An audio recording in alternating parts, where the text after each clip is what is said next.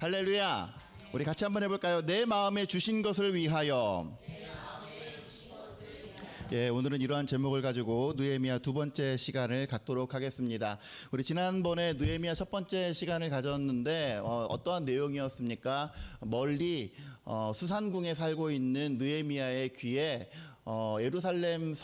예루살렘으로 돌아간 사람들의 삶이 안전하지 못하고 그들을 지켜줘야만 하는 성읍과 성벽과 성문이 온전히 서 있지 못한 채 다시 재건하려고 하는 시도가 무산되어서 불타고 황폐해 되어 있더라.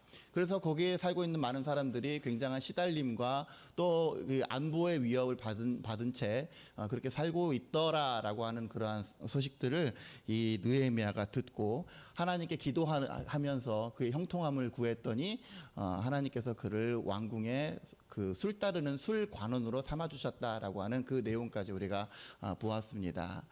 느헤미야에게 기도의 제목이 있었고 느헤미야가 무엇을 해야 할지 분명히 방향이 설정된 채로 이렇게 그 느헤미야가 시작되는 것을 보게 됩니다. 그래서 오늘 2장 12절 보니까 느헤미야는 비록 지금 자신의 삶의 포지션은 왕의 술 따르는 그러한 사람이었지만 그의 삶 가운데 지금 그 어떤 표대라든지 비전이 있다라고 한다면 그것은 뭐냐면 2장 12절 보세요. 2장 12절에 있는 표현처럼 내 하나님께서 예루살렘을 위해 무엇을 할 것인지 내 마음 가운데 주신 그것.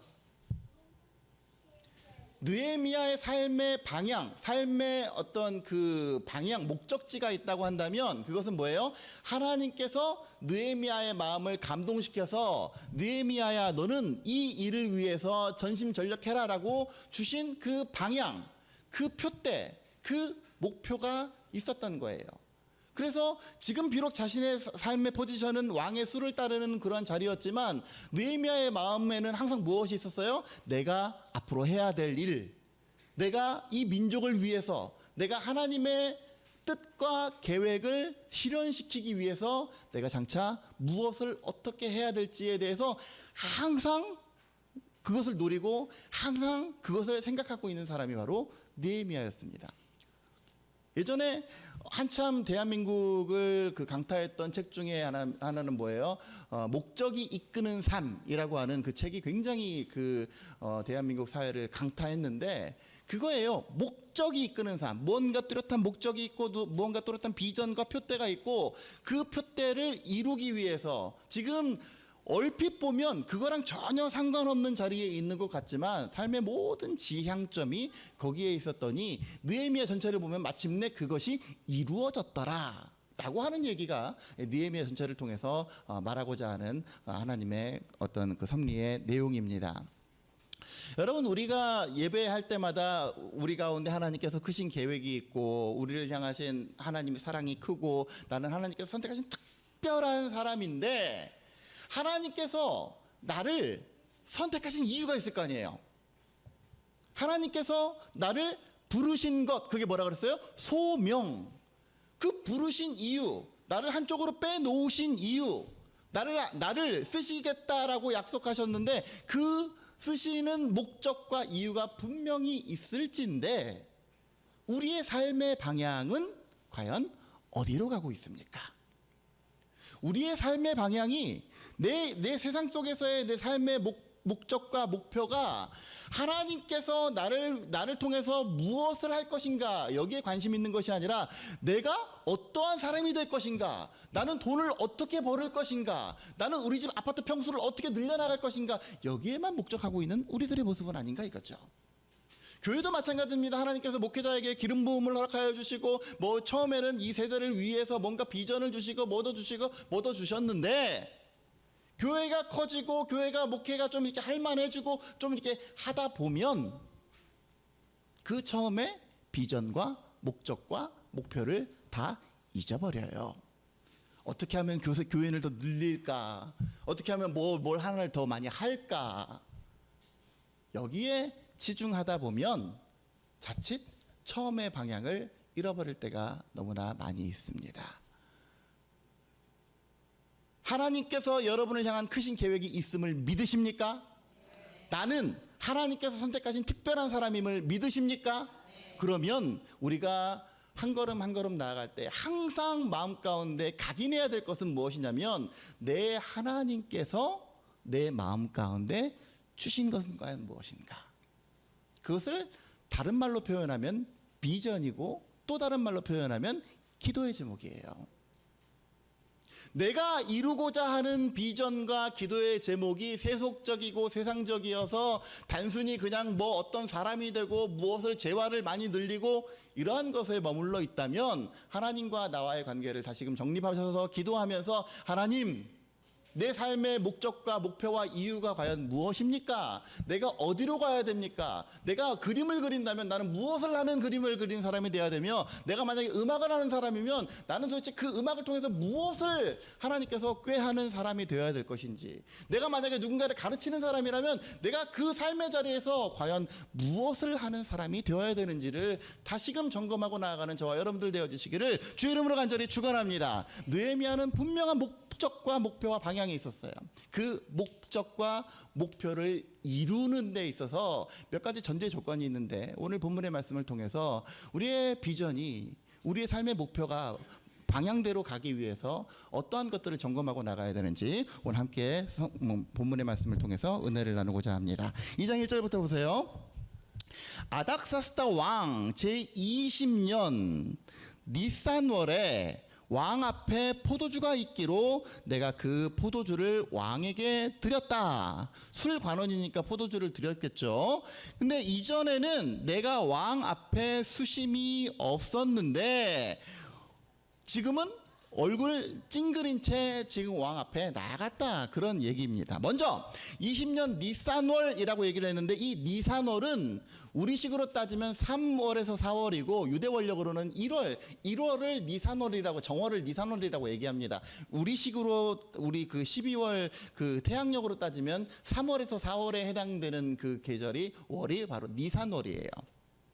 근데 1장 1절 보세요. 아닥사스다 왕 제20년 기슬르월에 그랬어요. 기슬르월에. 기슬르월은 우리식으로 따지면 11월에서 12월이에요. 그러니까 기슬르월에 이스라엘의 동족들의 슬픈 소식을 들었죠. 듣고 나서 지금 몇 개월이 지난 거예요? 약 4개월 정도, 분기 정도가 지난 그러한 시점입니다. 이 시점에 왕 앞에 포도주가 있기로 내가 드렸다 그랬는데, 거기 보시면 6절에 보세요. 6절에 왕후도 왕 곁에 앉아 있었다, 이렇게 표현을 합니다.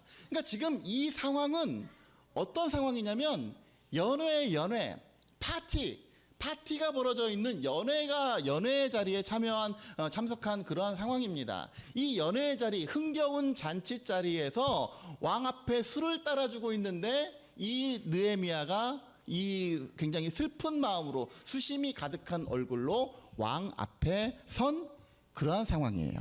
2절, 왕이 내게 이르시되 내가 병이 없거늘 어찌하여 얼굴에 수심이 있느냐? 이는 필연 내 마음에 근심이 있을 것이다. 그랬더니 그때 내가 크게 두려워하면서 왕 앞에 이렇게 얘기를 합니다. 우리 이렇게 우리 조상들의 묘실이 있는 곳이 이렇게 됐고, 그래서 사실 우리가 다시 한번 재건했으면 좋겠습니다. 왕이시여 허락해 주시옵소서. 그랬더니 왕이 허락하면서 고국으로 돌아간 내용이 오늘 본문의 말씀을 요약한 그런 내용입니다.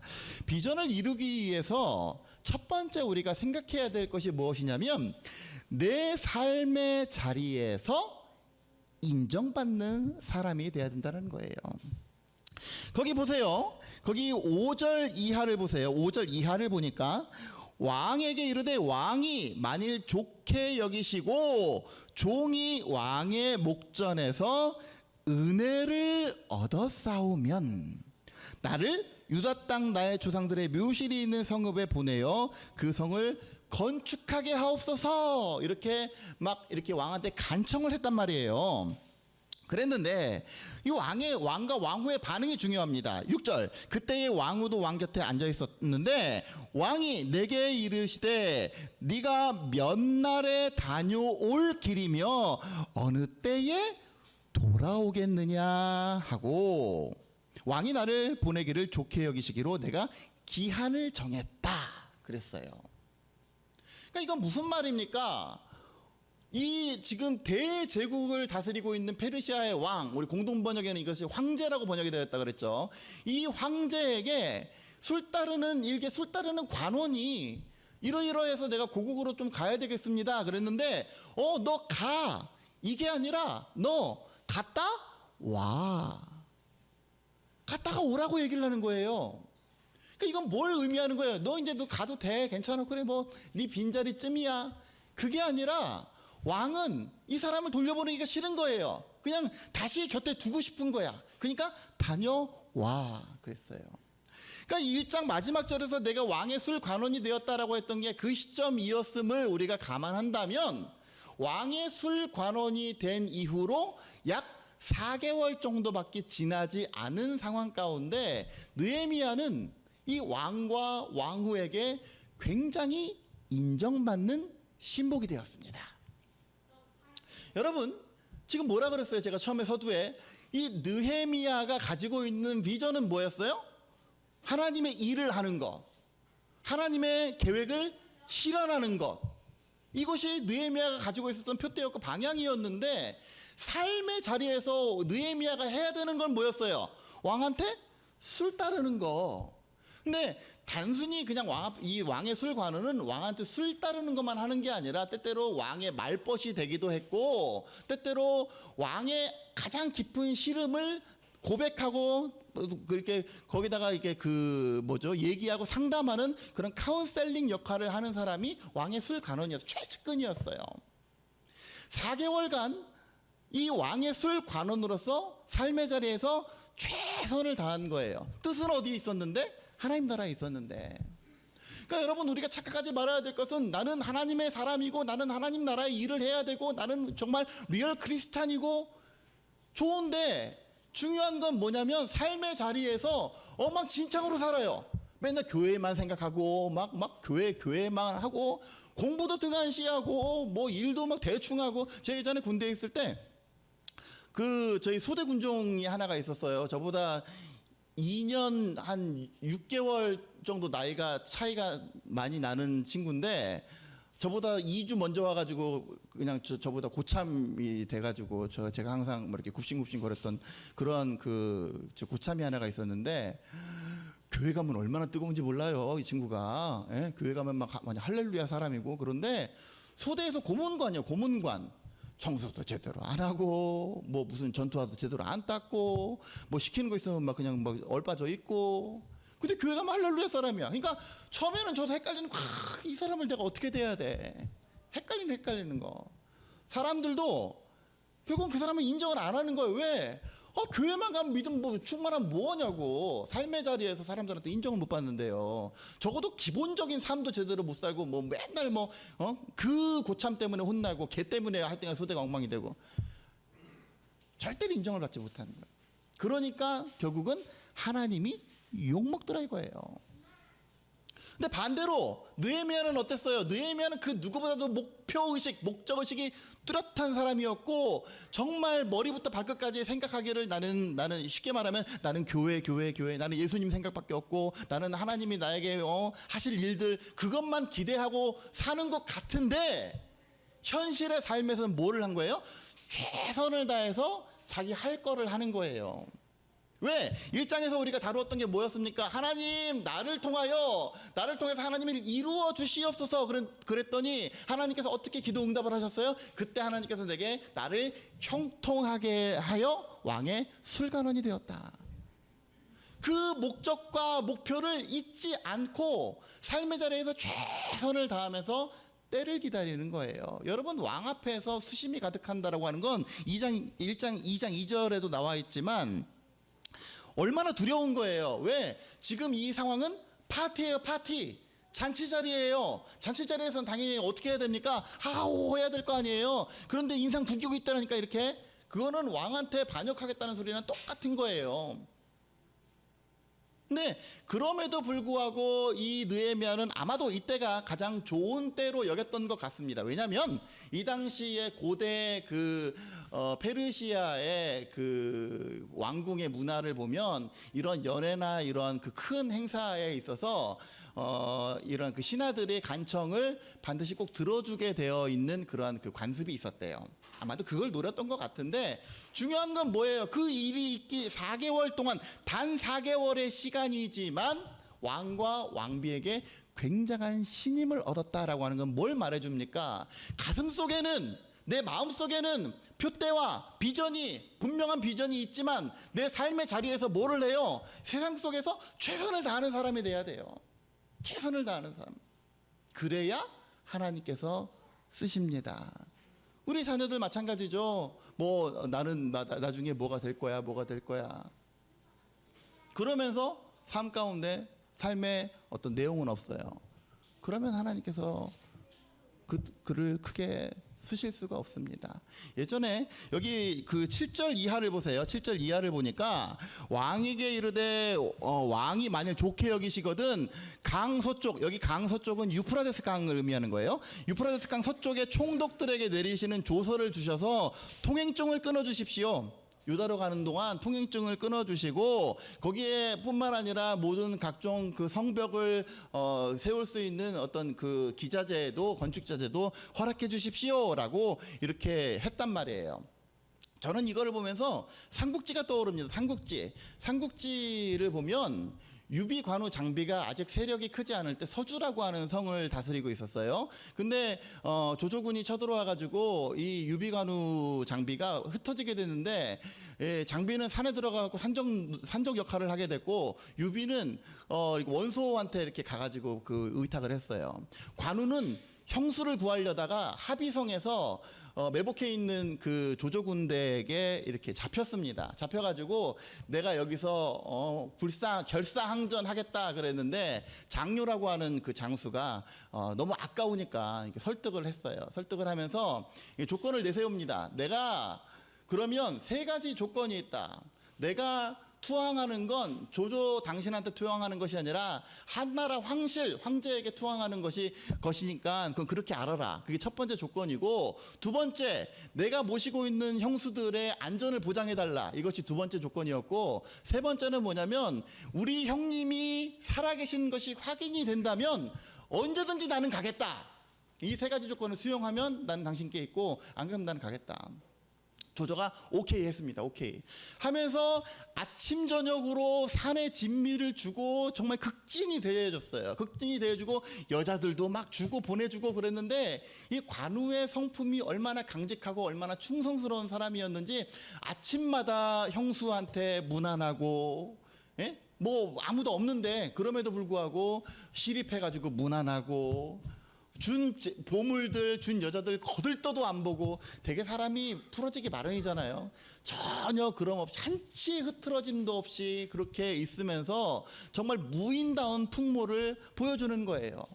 그러니까 삶의 자리에서 최선을 다하는 어떤 그런 모습들을 보여주니까 이 조조가 관우를 놓치고 싶지 않은 거예요. 놓치고 싶지 않은 거예요.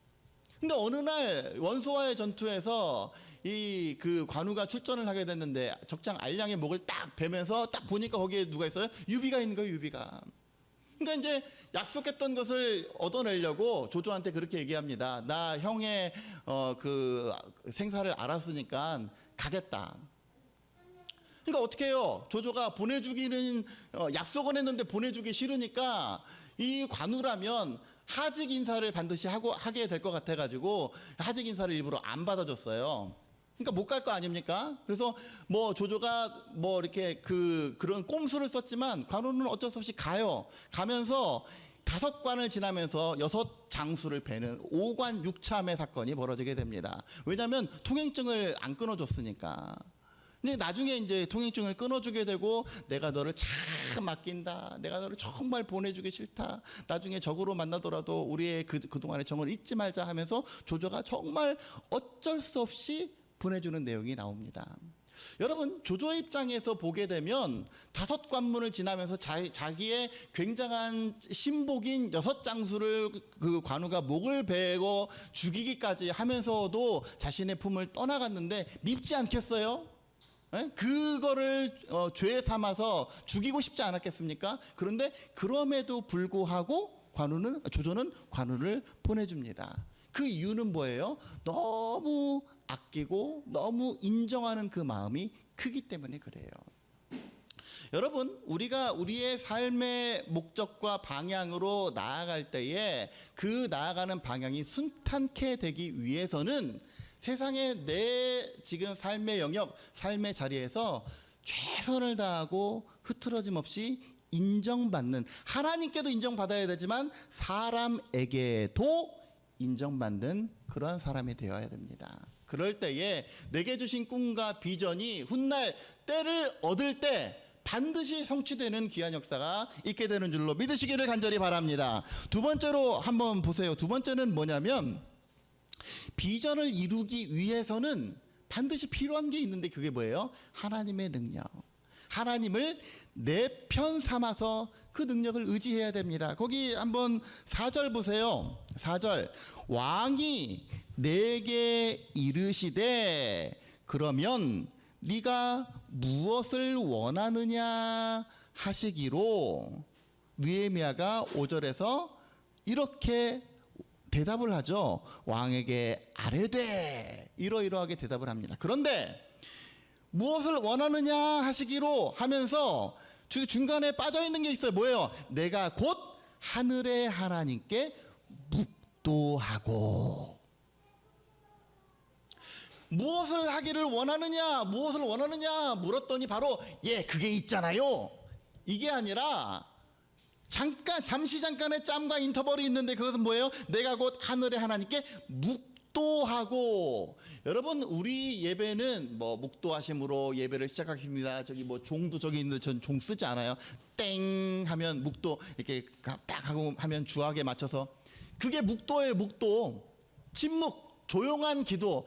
여러분, 제가 뭐 딴 얘기지만 예배 끝나고 우리 통성 합심해서 통성 기도할 때는 제발 통성으로 기도하세요. 그냥 가만히 계시지 마시고, 그때 아니면 언제 또 통성으로 같이 기도하겠어요. 통성으로 기도하시고, 또 묵도, 침묵, 그냥 조용한 기도, 그거는 예배 전에는 묵도로 하시고. 묵도예요, 묵도.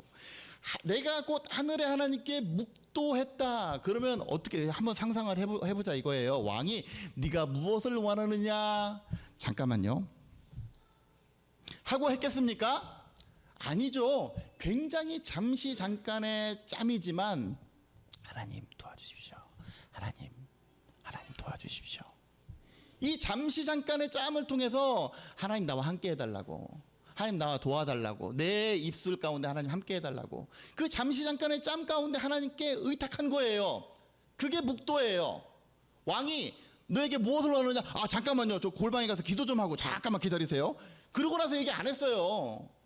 그러니까 뭐냐면, 우리가 기도 생활을 한다라고 하는 건 어디 항상 뭐 시간을 내 가지고 골방에 가가, 물론 그 기도가 필요합니다. 여러분, 전적으로 필요해요. 그런데 우리 삶의 자리에서 항상 기뻐하라, 쉬지 말고 기도하라라고 했을 때, 그 쉬지 말고 기도한다라고 하는 의미는 뭐냐면, 잠시 잠깐, 그 잠깐의 찰나 가운데 하나님 나와 함께 해 주십시오. 무엇을 앞두고, 뭔가 중요한 일 앞두고 하나님 지켜주십시오. 지난번에 우리 일타 강사 이야기 듣지 않았습니까? 화장실에 가서 잠시 잠깐, 화장실까지 갈 것도 없어요. 그냥 그 순간에 잠시 잠깐 하나님께 묵도하고 하나님을 의지하는 그 기도 가운데 하나님께서 응답하시고 역사하실 줄로 믿습니다. 그랬더니 이 기도하는 사람이 되니까 뭐라고 하는 거예요? 8절 보세요. 8절 보니까, 내 하나님의 선한 손이 나를 도우심으로 왕이 허락했다. 우리 지난번 에스라 할 때도 하나님의 선한 손에 도우심을 입으라고 했는데, 여러분, 내 삶 가운데 하나님의 선한 손이 도우시는지 아닌지 어떻게 알아요? 그걸 어떻게 알아? 어떻게, 눈에 보이지가 않는데. 그런데 그냥 여러분, 지금 그 4절에서 내가 곧 하늘의 하나님께 묵도하고를 빼버리고, 또 8절에서 내 하나님의 선한 손이 나를 도우심으로를 빼버려 보세요. 빼버리고 나머지가 우리 삶 가운데 일어나는 물리적인 현상이에요. 현상. 내 삶 가운데 내가 확인할 수 있는 현상이에요. 그런데 내가 내 하나님의 선한 손이 나를 도우셨다라고 하는 것은 뭘로 확인할 수가 있어요? 내 하나님께 묵도하고를 통해서 확인할 수가 있는 거예요. 왜? 만약에 하나님께 기도함이 없었다면 이것이 하나님께서 도와주셨는지 아니면 그냥 왕이 그냥 인심이 좋아서 된 건지 어떻게 알아요? 그런데 내가 하나님 저 왕의 마음을 움직여 주시옵소서, 하나님 나를 도와 주시옵소서 했을 때 그 왕의 마음이 움직여졌다면 이거는 100%지. 100% 하나님께서 도우시는 거예요. 그러니까 내 삶 가운데 하나님의 선한 손이 나를 도우시는 걸 알기 위해서 반드시 선행되어야 될 것은 기도의 삶이에요. 말씀의 삶이고 기도의 삶이에요. 그래야 하나님께서 나와 함께 하시는지 아닌지를 알고, 그래야 신앙생활이 재미가 있는 겁니다. 반대로 그것이 다 빠지면, 그것이 다 빠졌는데 요행이 왕이 자기를 도와줬고 요행이 무언가 일이 잘 풀리면 우리의 삶 가운데 어떠한 고백이 나옵니까? 야, 재수가 좋네. 야, 막 아니면 야, 텄네. 우리의 삶을 해석하는 해석의 내용이 하나님이 없이 그냥 그냥 내가 열심히 했더니 됐네. 야, 내가 그냥 왕한테 그냥 내 말주변이 좋아서 그냥 왕의 마음이 움직여졌네. 이런 결론으로 끝나는 거예요. 바라기는 여러분들 우리의 삶 가운데 임마누엘 동행하시는 그 하나님의 능력을 의지하기 위해선 항상 하나님 앞에 말씀과 기도는 필수적입니다.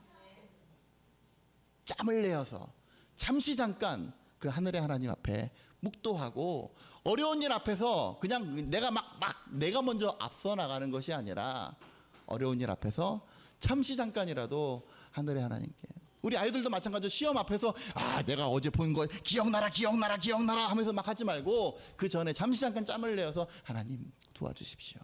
하나님 내 기억력을 그냥 하나님께서 이끌어 주셔서 그냥 막 모르는 것도 찍어서 잘 만들 수 있게, 그 기도가 중요합니다.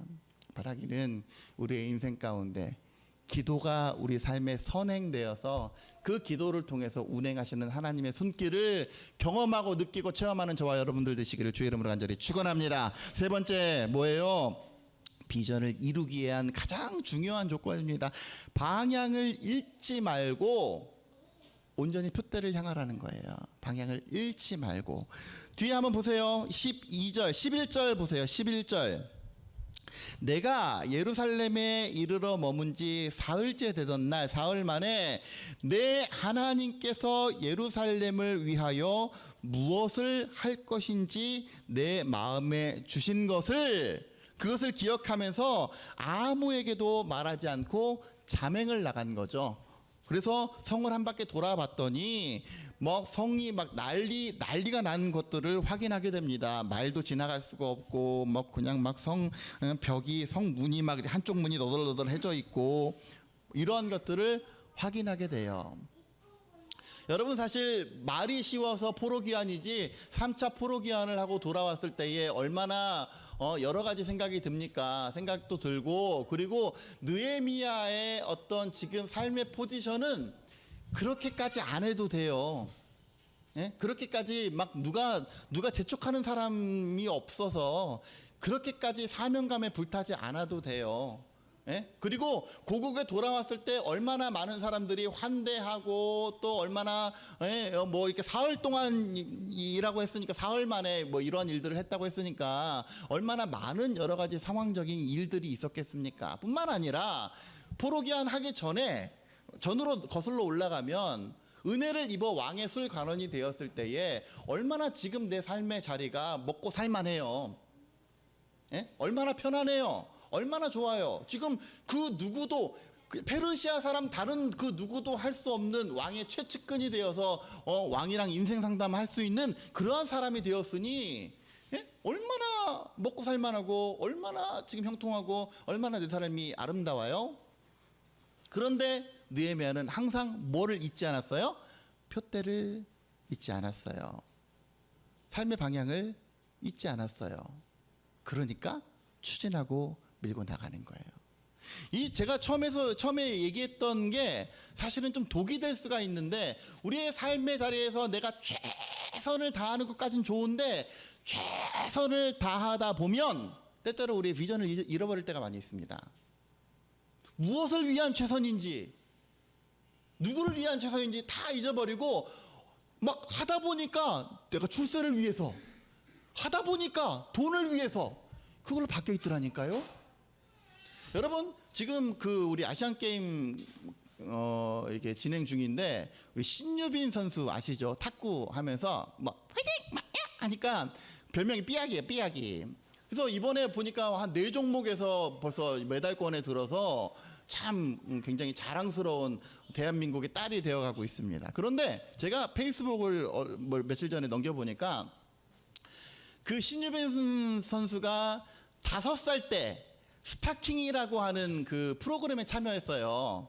스타킹에 나가가지고 어린애가 지 얼굴보다도 훨씬 큰 그 탁구 라켓을 가지고 막 현정화 선수랑 뭐 이런 사람들한테 막 탁구를 주거니 받거니 하면서 그런 얘기를 하는 거예요. 탁구가 좋아요, 뽀로로가 좋아요, 탁구가 좋아요, 강호동 아저씨가 좋아요. 위아래로 한번 훑어보더니 탁구가 좋아요, 장난감이 좋아요, 탁구요. 나중에 커서 뭐가 될 거예요? 탁구 선수요. 그랬던 그 아이의 모습이 그 회자가 되더라고요. 5살 때 벌써 탁구 신동으로서 이렇게 그 굉장히 유명세를 탔고, 그 중간의 과정 가운데 있잖아요. 그 신유빈 선수가 굉장히 귀염상, 굉장히 예쁘게 생겼잖아요. 그래서 스타성도 많고 하다 보니까 중간에 각종 예능에 굉장히 많이 나왔어요. 탁구 선수를 하면서 굉장히 많이 나와서 다른 선수보다도 훨씬 더 많은 주목을 받았습니다. 그러면 사람 마음이 어때요? 내가 이렇게 사람들에게 주목을 받으니 연예인이나 한번 해봐. 내가 이렇게 예능에 나오니 내가 이 예능 한번 고정을 한번 해봐. 이렇게 한눈을 팔 수가 있어요. 내가 탁구 좀 더 이렇게 잘 유명세를 타가지고 내가 이렇게 본격적으로 한번 데뷔를 한번 해봐. 이렇게 자신의 방향을 잊어버리고 나갈 수가 있습니다. 근데 오늘 보세요. 벌써 지금 4가지 벌써 메달을 확보했다라고 하는 것. 한 우물만 파는 표대를 향해서 끝까지 나가는 거예요. 중간에 사람들이 뭐라고 칭찬을 해주든, 중간에 어떤 뭐 이를테면 유혹이죠. 그거 하지 말고 자기 스타성 많으니까 다른 거 해보자. 사람들이 막 칭찬해주고 인정해주고, 학교 가서 얼마나 사람들이 막 이렇게 막 떠받들어 줄 거예요. 그런 거 해주다 보면, 그런 칭찬을 듣다 보면 잊어버린다니까. 그럼 어떻게 돼요? 나의 방향을 까먹습니다. 내가 무엇을 위해서 탁구 라켓을 들었는지, 내가 무엇을 위해서 내가 지금 돈을 벌고 있는지, 내가 무엇을 위해서 아이들을 가르치고 있는지, 내가 무엇을 위해서 공부하고 있는지 다 까먹고, 지금 사람들이 잘한다, 혹은 내가 지금 원하는 것, 이런 것들을 향해서 달려나가고 있는 우리들의 모습을 확인하게 됩니다. 그럴 때에 다시 내 마음에 주신 것이 무엇인지를 항상 점검하고 나아가는 저와 여러분들 되어주시기를 주의 이름으로 간절히 축원합니다. 그래서 사도 바울은 뭐라고 고백합니까? 오늘 금주의 한 구절에도 있지만 빌립보서 한번 보세요. 빌립보서 신약 322페이지, 빌립보서 3장 12절 이하를 보세요. 신약 321페이지 빌립보서 3장 12절 이하를 보면 이렇게 얘기합니다. 내가 이미 얻었다 함도 아니고 온전히 이루었다 함도 아닙니다. 나는 오직 그리스도 예수께 잡힌 바 된 그것을 잡으려고 달려갑니다. 현대인의 성경엔 예수님께서 주시마 하고 약속하신 상을 위해서 달려간다 그랬어요. 13절, 형제들아 나는 아직 내가 잡은 줄로 여기지 아니한다. 잡은 줄로 여기지 아니한다는 무슨 말이에요? 내가 다 이루었다, 여기가 끝이다, 오케이 끝, 이렇게 생각 안 한다 이거예요. 오직 한 일, 즉 뒤에 있는 것은 다 잊어버리고, 세상 사람들이 주는 칭찬, 영광 뭐 이런 거 다 잊어버리고 앞에 있는 것을 잡으려고 표대를 향하여 그리스도 예수 안에서 하나님이 위에서 부르신 부름의 상을 위하여 달려가노라. 우리 3장 14절만 같이 한번 해볼까요? 시작.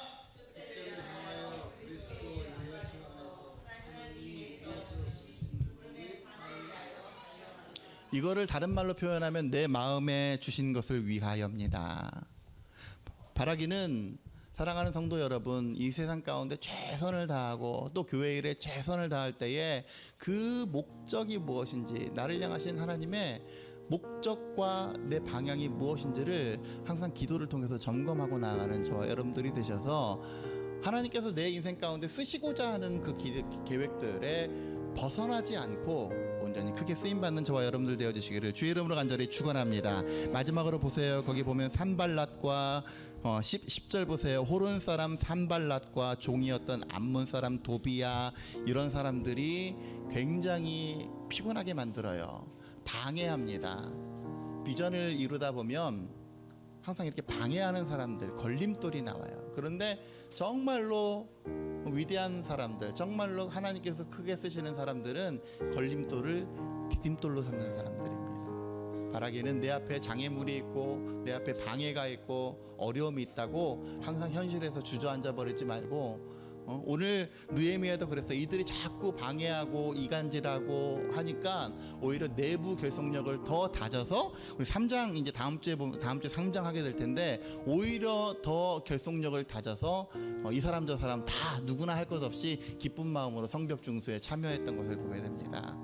걸림돌을 디딤돌 삼아 살아가는 그러한 성도들의 삶이 되게 될 때에 오늘 주신 말씀을 기억하면서 우리의 삶 가운데도 내게 계획하신 하나님의 계획을 이루기까지 정말 때때로 먼저 하나님 앞에 기도로 나아가며 우리의 삶 가운데 삶의 자리에서 최선을 다해서 하나님과 사람에게 인정받는 삶, 그래서 그를 통해서 내게 주신 비전을 항상 GPS처럼 항상 확인하면서 주의 부르신 그 뜻대로 한 걸음 한 걸음 달려나가는 저와 여러분들이 되셔서 훗날 몰라요, 내게 주신 재화로 또 내게 주신 달란트로 내게 주신 재능으로 하나님이 어떻게 쓰실지 모르지만 삶의 자리에서 나를 쓰시고자 하는 하나님의 부르심대로 이 모양 저 모양으로 쓰임받는 저와 여러분들의 삶이 되어주시기를 주의 이름으로 간절히 축원합니다.